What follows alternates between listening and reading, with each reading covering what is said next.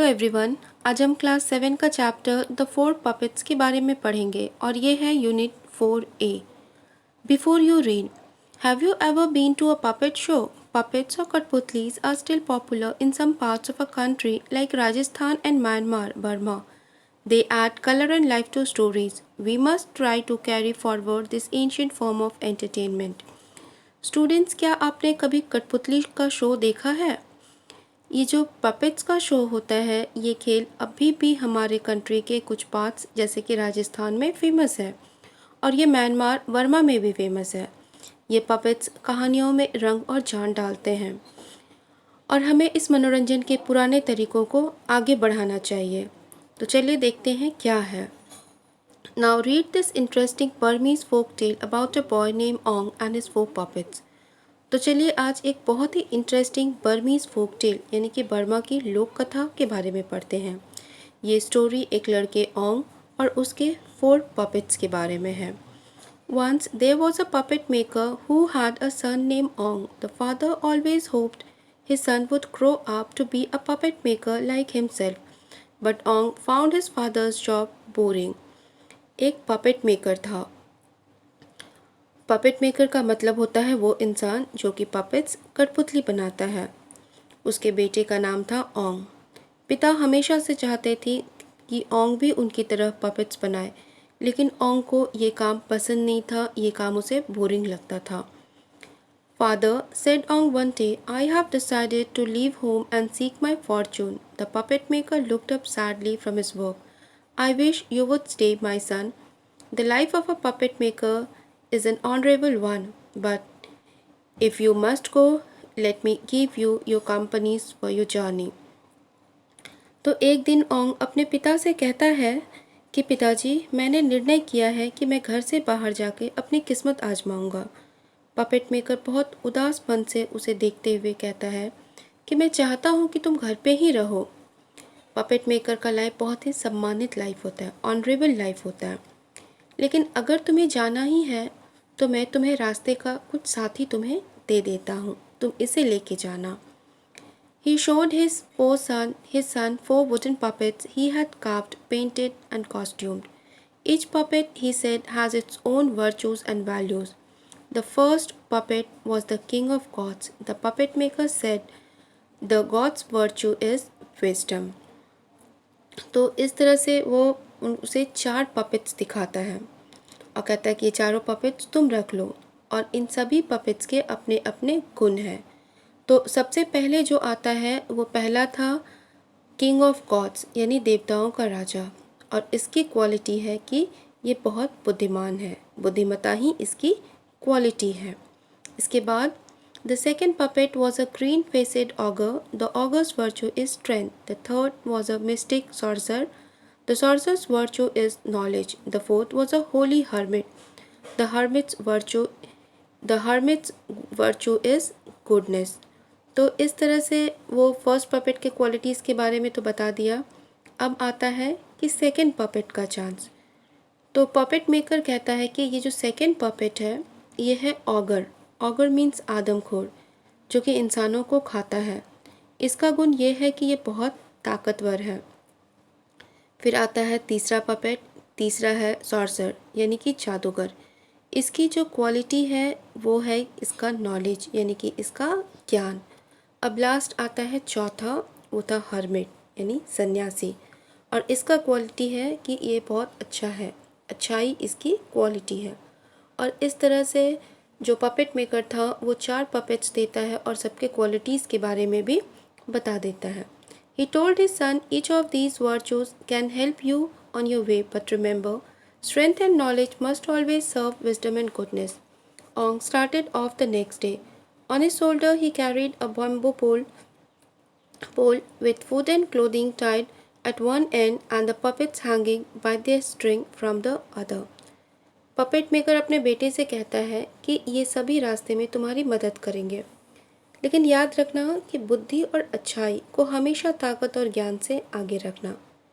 पिता ये सीख अपने बेटे को दे देते हैं। ओंग दूसरे दिन यात्रा पे निकल पड़ता है। वह एक बांस को अपने कंधे पे रखता है और उसके एक किनारे पर खाना और कपड़ा बांध देता है जो कि रास्ते में उसको ज़रूरत पड़ेगा, और दूसरे किनारे पे वो चारों पपेट्स को टांग देता है और फिर वह अपने रास्ते में निकल जाता है। When night came, Ong found himself deep in the jungle. He stopped beneath the banyan tree. This looks like a good place to sleep, he said to himself. But I wonder if it's safe. Then Ong had a funny idea. I think I'll ask one of the puppets.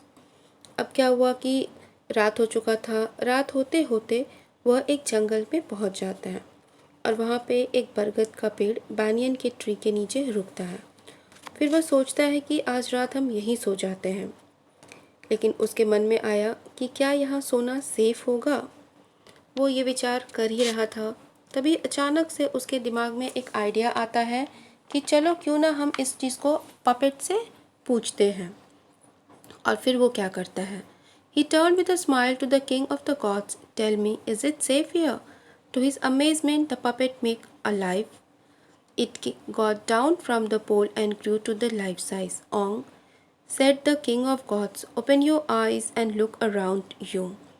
तो वो जैसे ही उसके दिमाग में ये idea आता है तो वो क्या करता है, पपेट की तरफ घूम जाता है और फिर वह हंसते हुए पपेट के देवताओं से पूछता है, यानी कि फर्स्ट पपेट से पूछता है कि बताओ तो क्या ये जगह सेफ है, सुरक्षित है। तभी वो बहुत आश्चर्यचकित होता है कि देखता है कि वो पपेट जो था वो जिंदा हो जाता है और उसके सामने आके खड़ा हो गया। और वह कहता है कि ओंग, तुम्हें अपनी आँखें कान खुली रखनी चाहिए और अपने आसपास को बहुत अच्छे से देखना चाहिए। पपेट मेकर वो पपेट जैसे ही ये बात कहता है, ओंग को बहुत ज़्यादा आश्चर्य होता है कि ये पपेट जिंदा कैसे हो गया। That is the first step to wisdom. If you fail to see what is right before you, how easy it will be for others to misguide you. And the next morning, the puppet was hanging, and the next moment, the puppet was hanging again from the pole. तो वो जो first puppet था वो कहता है कि बुद्धिमत्ता का पहला कदम ये है कि अगर तुम सामने की चीज़ों को देखने में असमर्थ हो तो दूसरे तुम्हें कभी भी मिसगाइड कर सकते हैं, गलत रास्ते पे ले जा सकते हैं। और ये बोल के पपेट फिर से अपनी जगह पे चला जाता है। When Ong had gotten over his shock, he looked carefully all round the tree. There, in the soft earth, were the tracks of a tiger. That night he slept not on the ground but on the branches above, and he was glad he did, for in the middle of the night he saw a tiger come prowling below him. फिर ओंग अपने आसपास बहुत ध्यान से देखता है तो उसे टाइगर के पैरों के निशान दिखते हैं। वह उस रात ज़मीन पे न सो के उस बरगद के पेड़ पर ही सो जाता है। आधी रात में उस पेड़ के नीचे वो टाइगर को देखता है और सोचता है कि अच्छा ही हुआ जो मैं नीचे नहीं सोया, अगर मैं नीचे सोता तो वो टाइगर भी मुझे खा जाता। The next day Ong walked up to the mountains and camped there at sunset. When he woke up the next morning, he saw a caravan coming along the road below. A dozen bullock carts were piled high with costly goods. That caravan must belong to some rich merchant. Ong told himself, I wish I had wealth like that. अगली सुबह वह पहाड़ी की तरफ चल देता है। दिन भर चलता है और शाम को वहीं पे वो रुक जाता है। जब वह सो के उठता है तो उसे रोड पे बैलगाड़ियों का पूरा कारवां दिखता है। दर्जनों बैलगाड़ी पे कीमती सामान लदा हुआ था। ओंग सोचता है कि ये कारवां ज़रूर किसी धनी मर्चेंट का होगा।